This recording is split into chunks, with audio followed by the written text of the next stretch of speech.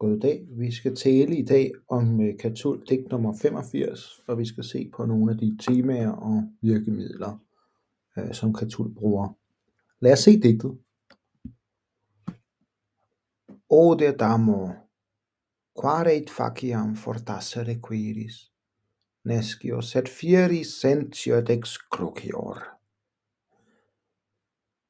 Det er jo altså et af de helt korte elegiske distika på bare 2 vers, som Catull skrev nogle stykker af.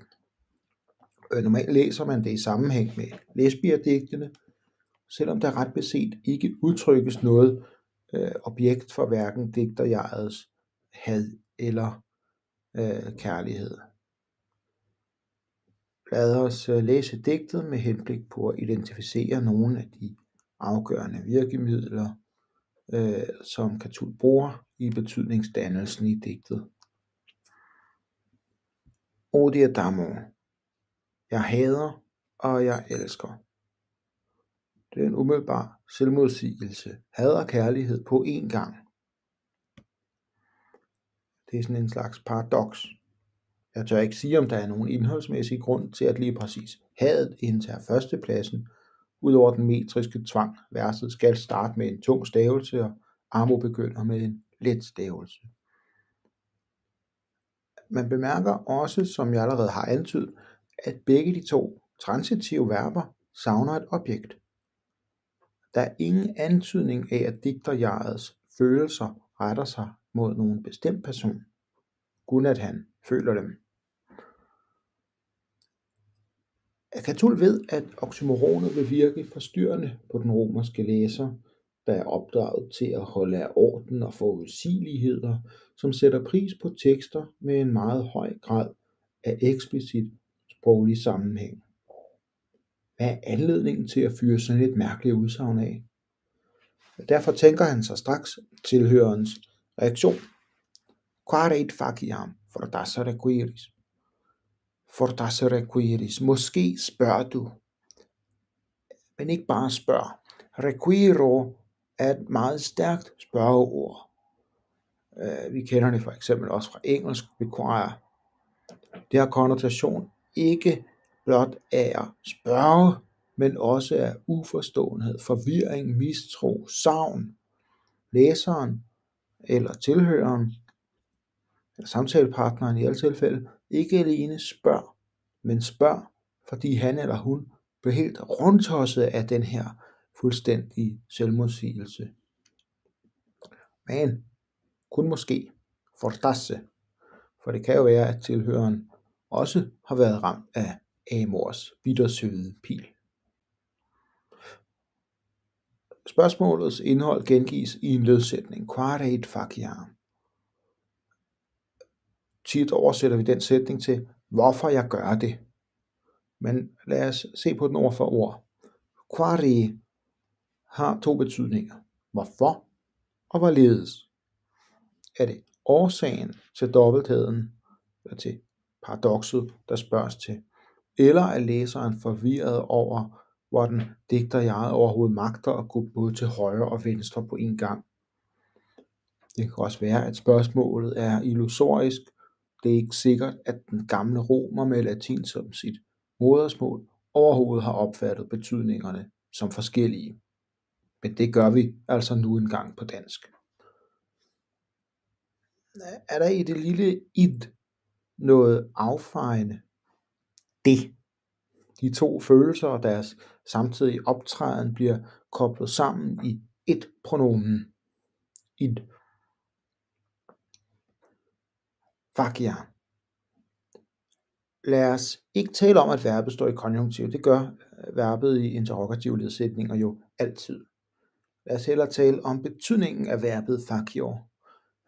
Vi har at gøre med et verbum, der ikke alene har en grammatisk aktiv form, men også forudsætter et virkelig aktivt handlende subjekt. Det betyder gør, sørger for, udvirker, handler. Den sande romer er handlingens mand, en der ordner, en der virker, en der nøje vælger sine aktiviteter, også sine følelser. Digteren vælger at være på tværs og gøre 2 uforenelige ting på samme tid. Det er i hvert fald præmissen for spørgsmålet. Så selvom den sande romer også er realist, han vil ikke forsøge at blæse og have mel i munden, så mener vores anonyme tilhører altså, at digteren nu alligevel forsøger sig med lige netop det. Vil man kigge ud over dette digts snævre grænser og forsøge at identificere temaet her i andre digte, så er det nærliggende at sammenligne med digt 72, der rummer såvel temaet had, kærlighed, som temaet paradoks. Her ser vi citatet fra slutningen af digtet. Amante injuria talis, cogit amare magis, sed bene vel minus. Sådan en krænkelse tvinger en elskende til at elske mere, men til at have mindre velvilje.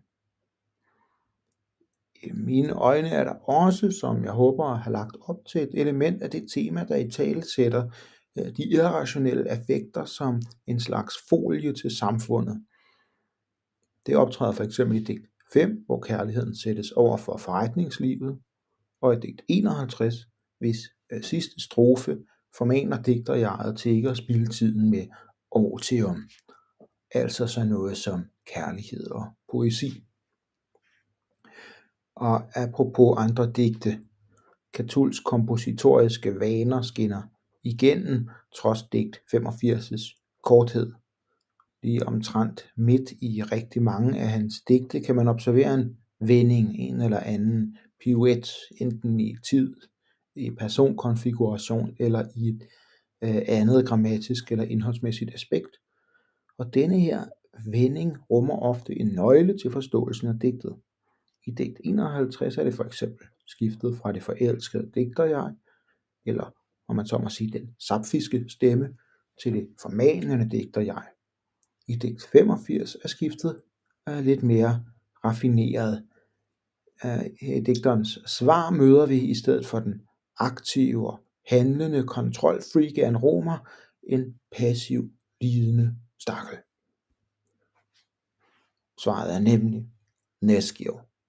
Jeg ved det ikke. Ingen anelse. Pas. Digterjeget kan simpelthen ikke aflægge regnskab for den her første påstand. Og dog, sed fieri sentio. Jeg mærker det ske. Det går vi lige nærmere ind på, de her ord. Fieri, det er altså infinitiv af fio, sker. Men romerne eller latinerne bruger meget ofte facio og fio som sådan et aktiv og passiv par. Man kan ikke sætte passive personendelser på verbet facio, så man bruger fio i stedet for. Med andre ord, så står det i modsætning til den aktivt handlende romer op i vers 1 med faciam. Følelserne sker helt af sig selv. Det er stik modsat tilhørens antagelse om, at digteren gør dem. Og for ligesom at understrege kontroltabet, så ved han ikke, quari, hvorfor eller hvorledes. Men hændelsens virkelighed kan han mærke, sentio. Digterjegets hader og elsker har ikke baggrund i nogen særlig tankevirksomhed, kan ikke begrundes. Det er den bløtte sensoriske konstatering, at det er noget, der finder sted. Og ansynlig inde i ham selv, fieri er direkte objekt for sentio. Det er en akkusativ med infinitiv, men akkusativen, den er udeladt. Det er det samme it som før, men had og kærlighed er ligesom rykket endnu mere i baggrunden. Det er de to modsætningspar mellem gøre, facio og ske, fio, mellem fornuft, nescio og følelse, sentio, som vi sætter spot på her. Nu kunne digtet for så vidt være forbi. Vi har fået digterens ytring, læserens mistroiske reaktion, digterens afvisning af at kunne leve op til de forventninger, som kulturen stiller til ham, og hans omvendte, men måske nok ret naturalistiske syn på følelser som noget, der tumler rundt inde i mennesket, uafhængig af fornuft og ønsker. Men diagnosen er ikke fuldendt. før vi også har fået beskrevet symptomerne på denne følelsessyge. Et ex crucior. Så i grammatisk forstand er kontroltabet nu fuldstændigt. Ikke flere aktive verber til førstepersonsfortælleren, ikke mere odi amo faciam nescio sentio. Tilbage står den passive blive udsat for. Jeg bliver tortureret. Her falder de fleste moderne læseres begrebsapparat til jorden. Vi kan lykkeligvis ikke forstå, hvad en romer forstår ved dette verbum. De gamle romere, der havde gladiatorkampe og offentlige henrettelser som deres fritidsfornøjelser. Men vi kan nok genkende stammen kruk i verbet, for har man nogensinde besøgt en kristen kirke og set et krucifiks, så kan man måske delvis leve sig ind i de billeder, som verbet ex crucior må have manet frem for den romerske nethinde. Det er mere en billedsprog. For den oprindelige læser har det været blodig alvor. Catull sigter sandsynligvis til en slags chok-effekt efter den her ret sådan prosaiske dialog, om man så må sige, følger endnu en umotiveret påstand. Følelserne snurrer ikke bare rundt inde i kroppen, de piner og plager et hjælpeløst offer. Og det var altså Catulls meget kompakte beskrivelse af en følelsesmæssig konflikt. Forelskelsens patologi, kunne man måske sige. Det er en sygdom. Den gør fysisk ondt. Det er en psykisk lidelse. Den får følelserne til at gå grassat og handle uafhængigt af den rationelle sjæl, der ellers skulle have holdt de her følelser i ave. Det er en grammatisk lidelse, der reducerer en aktiv romersk mand til patienten i en passiv sætning. Tak for opmærksomheden.